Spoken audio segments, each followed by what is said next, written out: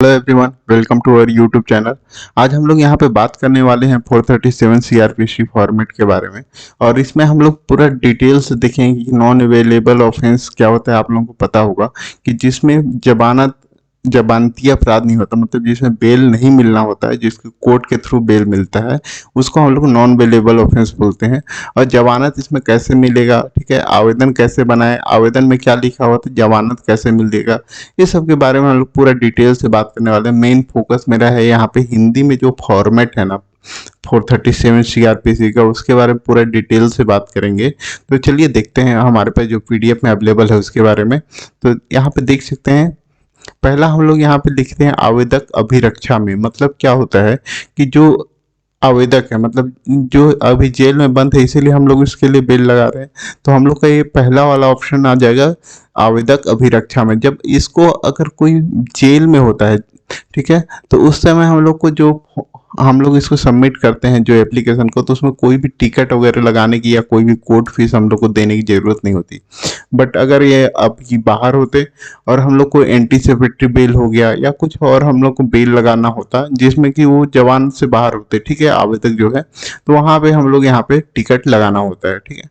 Next यहाँ पे देख सकते हैं न्यायालय श्रीमान न्यायिक दंडाधिकारी प्रथम श्रेणी अंबिकापुर छत्तीसगढ़। तो इसमें क्या होता है कि इसको किसका नाम लिखना है। अब हम लोग अभी 437 है और 439 है, ठीक है, और 438, ये तीन तरह का बिल लगेगा। तब हम लोग अभी देख रहे हैं 437, तो इसका मतलब ये होता है कि हम लोग लोअर कोर्ट में लगा रहे हैं, ठीक है। तो लोअर कोर्ट जो होता है ये हम लोग का क्या होता है, न्यायिक दंडाधिकारी होता है। आपका ये प्रथम श्रेणी, द्वितीय श्रेणी, तृतीय श्रेणी, ये कुछ भी हो सकता है, ठीक है, या मुख्य न्यायिक दंडाधिकारी हो सकता है, जिसको सीजीएम बोलते हैं। तो आपको जहां पे भी अगर लगा रहे हैं तो उस कोर्ट का नाम को अभी सबसे ऊपर में आपको लिखना होगा, ठीक है।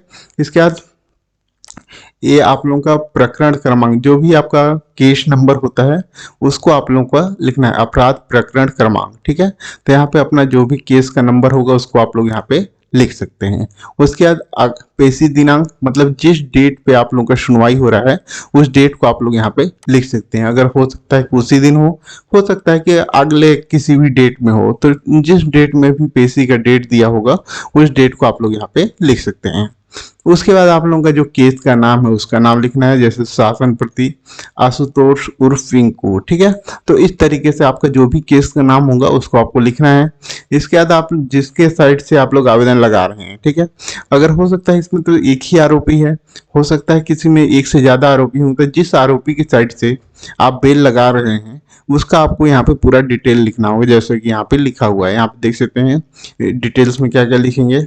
आशुतोष उर्फ पिंकू, मतलब जिसका नाम है उसका, उसके पिता का नाम। इसके बाद यहाँ पे आयु लिखिएगा। इसके बाद आप लोग निवास लिखना है, यानी उसका पता लिखना है, ठीक है। अगर आपके पास उनका मोबाइल नंबर वगैरह है तो उसको भी आप यहाँ पे डाल सकते हैं। इसके बाद यहाँ पे साइड में आपको अंडरलाइन करके क्या लिखना पड़ेगा, आवेदक, क्योंकि हम लोग इसके साइड से आवेदन प्रस्तुत कर रहे हैं। इसके बाद हम लोग को यहाँ पे लिखना है आवेदन पत्र अंतर्गत धारा 437(6) दंड प्रक्रिया संहिता के तहत। इसको हम लोग बताएंगे कि हम लोग 437 के तहत हम लोग यहाँ पे आवेदन प्रस्तुत कर रहे हैं, इसीलिए हम लोग को इस तरीके से इसको लिखना पड़ेगा। इसके बाद हम लोग का नेक्स्ट स्टेप यहाँ पे आ जाता है, आवेदक की ओर से निम्न अनुसार निवेदन प्रस्तुत है। जो भी हम लोग का निवेदन है उसको हम लोग इसको लिखेंगे यहाँ से, ठीक है। तो हम लोग सबसे पहला जो कंडिका होता है उसमें हम लोग पूरे डिटेल्स देते हैं कि किस अपराध में आपको वहां पे आरोपी बनाया गया है और कब से उस जेल में बंद है। तो आप देख सकते हैं पहला हम लोग का यहाँ पे कंडिका में लिखा हुआ है, यह कि थाना अंबिकापुर द्वारा दिनांक 6/9/2016 को अज्ञात आरोपी के विरुद्ध भारतीय दंड संविधान की धारा, जो भी यहाँ पे सेक्शन जो जो लागू होगा उसको आप लोग लिख लीजिएगा, के तहत अपराध क्रमांक, जो भी आपका अपराध क्रमांक ऊपर में लिखे हैं या जो कोर्ट में जो केस चल रहा है उसको लिखिएगा, दर्ज कर आवेदक के दिनांक 24/9/2016 को जिस दिन से गिरफ्तार कर अभियोग पत्र माननीय न्यायालय के समक्ष प्रस्तुत की है, जिसकी पेशी दिनांक 21/12/2017 को माननीय न्यायालय के समक्ष नियत है, उपरोक्त मामले में अपने गिरफ्तारी दिनांक से निरंतर अभिरक्षा में निरुद्ध है, ठीक है। तो मतलब हम लोग मेन वही होता है कि हम लोग यहाँ पे अपना जो डिटेल्स होता है वो डिटेल्स को देना होता है उस क्राइम से रिलेटेड, कि आपको कब वहाँ पे FIR दर्ज किया गया, कौन सा सेक्शन के तहत किया गया है, कौन सा अपराध नंबर है, ठीक है, किस तारीख को आपको गिरफ्तार किया गया है, उसकी आगामी पेशी तिथि क्या है, और उसमें कब से कब तक अभी तक वहां पे न्यायिक अभिरक्षा में अभी तक निरुद्ध है। ठीक है, इस तरीके से आप लोग इसको लिख सकते हैं। दूसरा पॉइंट यहाँ पे कंडिका आप लोग देख सकते हैं, इसमें लिखा हुआ है कि यह कि उपरोक्त मामले में आवेदक की गिरफ्तारी जब से हुआ है 24/9/2016 को होने के उपरांत उसके विरुद्ध दिनांक 13/4/2017 को आरोप विचारित किया जाकर विचारण प्रारंभ किया गया है, जिसके अनुसार अभियोग साक्ष्य हेतु प्रथम दिनांक 25/4/2017 को नियत किया गया है। उसके उपरांत 18 तिथि अभियोजन साक्ष्य हेतु नियत हो चुका है, किंतु अभियोजन द्वारा प्रस्तुत साक्ष्य की सूचीबद्ध किए गए 26 साक्ष्यों में मात्र 3 साक्ष्यों का कथन लगभग वर्तमान समय तक हो सका है। अभी मतलब यहाँ पे अब क्या लिखा हुआ है कि आपका केस का जो अभी वर्तमान में जो स्टेटस है प्रेजेंट में, उसके बारे में आपको लिखना है। यहाँ पे देख सकते हैं क्या लिखा हुआ कि यहाँ से अरेस्ट हुआ है, इसके बाद यहाँ से इनका जो ट्रायल है वो स्टार्ट हुआ है। ठीक है, इसकी प्रथम तिथि यहाँ था, इसके बाद यहाँ पे कितने लोगों का यहाँ पे गवाही हो चुका है और कितने लोगों का बाकी है, ये सब आप यहाँ पे लिख सकते हैं।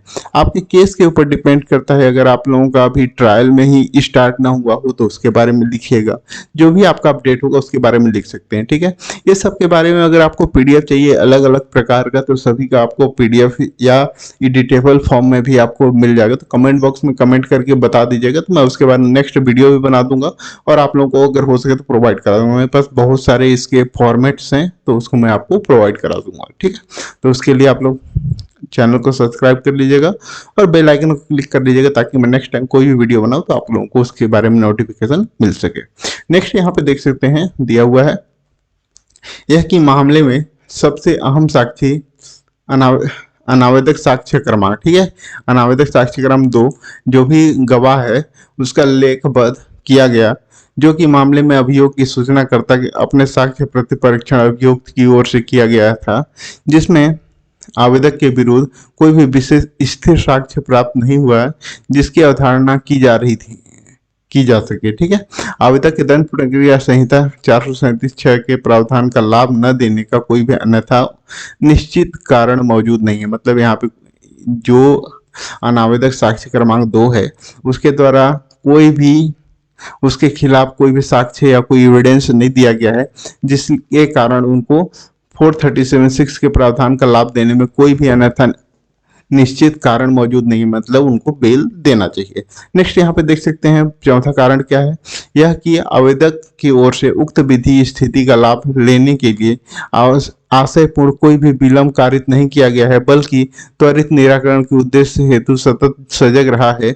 इस कारण आवेदक को उक्त विधि का लाभ न दिए जाने का कोई संबंध में अन्यथा निर्देश देने का कारण अभिलेख मौजूद नहीं है। ठीक है, ये सब में आप लोगों का रिक्वेस्ट किया जा रहा है कि क्यों उसको बेल देना चाहिए। ठीक है, उसको यहाँ पे एक्सप्लेन किया जा रहा है। नेक्स्ट ये है कि उपरोक्त आदेशात्मक वैधानिक स्थिति में आवेदक माननीय न्यायालय के समक्ष समाधान प्रद जमानत मुचलका प्रस्तुत करने को तत्पर है, जिस कारण आवेदक जमानत प्राप्त करने का पात्र रखता है। इसको आप लोग सेम एज इट इज आप अपने उसमें लिख सकते हैं आवेदन में। ठीक है, यह कि आवेदक जमानत से समक्ष जमानतदार प्रस्तुत करेगा और परिस्थिति में आवेदक के फरार होने की कोई संभावना नहीं है, तथा साथ ही प्रकरण में अभियोजन के द्वारा प्रस्तुत दस्तावेज और साक्ष्यों की स्थिति को देखते हुए ऐसा प्रतीत होता है कि प्रकरण निश्चित समय सीमा के भीतर ही निराकृत होने योग्य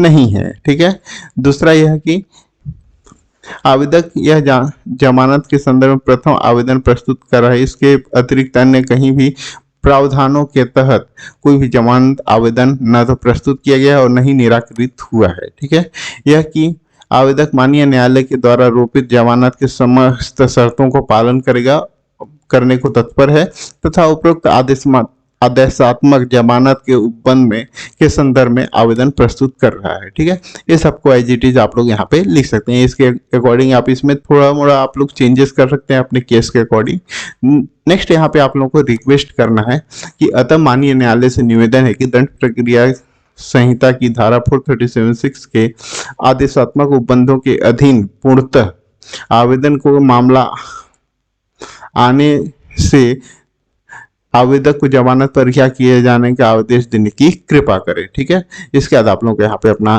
स्थान, दिनांक, अधिवक्ता हेतु आवेदक, इसके बाद आवेदक। ठीक है, तो यहाँ पे आप आवेदक का साइन तो करा नहीं सकते, यहाँ पे जो वकील होंगे उनका साइन रहेगा। बाकी इस तरीके से आप इसको डायरेक्टली कोर्ट में जाके पेश कर सकते हैं, सेंट्रल फाइलिंग में करने की जरूरत नहीं है। बाकी आप अपने कोर्ट के अकॉर्डिंग जहाँ पे जो प्रोसीजर चल रहा होगा उसके अकॉर्डिंग कर सकते हैं।